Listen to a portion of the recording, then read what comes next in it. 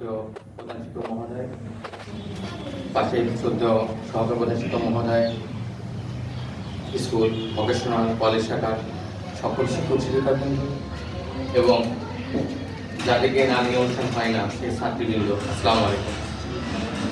আসলে আমাদের সবাইকে আগে জানতে হবে বুদ্ধিজীবী কারা, এটা আসল সংজ্ঞা কি। আমি তোমাদের যদি কোনো ছাত্র এখানে উপস্থিত আছেন তাদেরকে আগে জানতে হবে যে কারা বুদ্ধিজীবী। আসলে বুদ্ধিজীবী বলতে তাদেরকে বোঝানো হয় যারা বুদ্ধি প্রবৃত্তি দিয়ে জীবিকা নির্বাহ করে, কোনো শারীরিক পরিশ্রম না, যেমন বিভিন্ন শিক্ষক, সাংবাদিক, নার্স বা সাহিত্যিক, প্রবন্ধকার, ছড়াকার, এরকম যারা মানসিক শ্রম দিয়ে যারা চলেন তাদেরকে বলা হয় বুদ্ধিজীবী। আসলে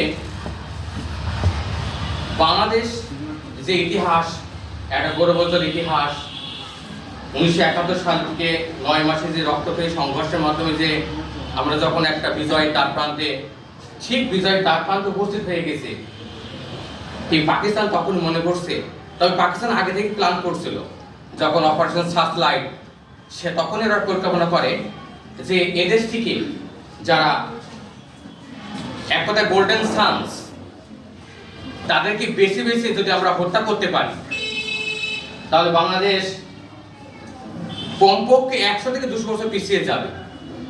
এই দেশটাকে পিছিয়ে দিতে হবে।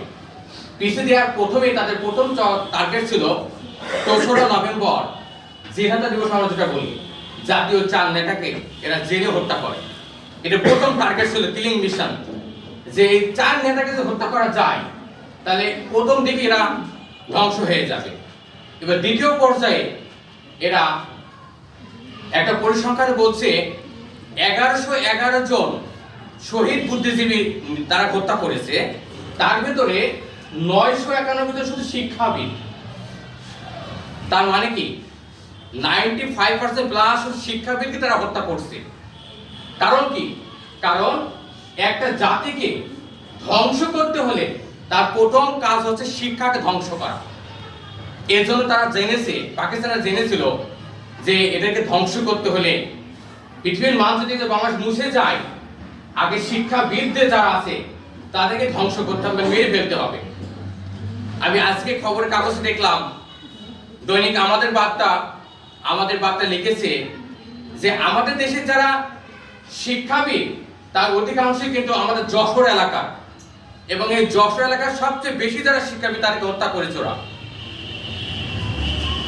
এবং এই পরিসংখ্যান বলছে যে শিক্ষার ভেতরে যারা, আমি দেখলাম যারা বেশিরভাগই অধ্যাপক, সাহিত্যের অধ্যাপক, দর্শনের অধ্যাপক, বিভিন্ন প্রকারের অধ্যাপক তারা হত্যা করেছে বেশি। আমাদের দেশের প্রথম যে বুদ্ধিজীবী শামসুজ্জোহা, তাকে প্রথম তারা হত্যা করে, এবং শহীদুল্লাহ কায়সার, আনোয়ার পাশা, গোবিন্দচন্দ্র দেব, মুনির চৌধুরী, জহির রায়হান, মানে এরকম আনোয়ার পাশা, তোফাজ্জল হোসেন, এরকম মানে যারা এদেশের মাথা ছিল তারা তাদেরকে হত্যা করে। তো আসলে আমাদের দেশটা কিন্তু আরো অনেক দূরে আগে যেতে পারতো যদি তারা আমাদের পাকিস্তানিরা আমাদের দেশে যে রাজাকার আল বদর আল শামস এদেরকে সহায়তায় যে হত্যা করলো। তো যা হোক, আমরা আমাদের যারা শিক্ষার্থী আছে এখানে, আমি তাদেরকে বলবো যে তোমরা অনেক বই পড়ছো, এই বই পড়ার পাশাপাশি যারা বুদ্ধিজীবী আছে, কমপক্ষে 10 জন বিশিষ্ট যারা বুদ্ধিজীবী তাদের সম্পর্কে জানবে, তাদের জীবনী সম্পর্কে জানবে। এটা হলো শিক্ষা। শুধু A+ পাবে, GPA 5 পাবে, এটা বড় কথা নাই। এদের সম্পর্কে আমাদের জানতে হবে, শিক্ষা নিতে হবে। যাকে সংক্ষিপ্ত কথা আমার বক্তব্য শেষ করছি। আল্লাহ হাফেজ।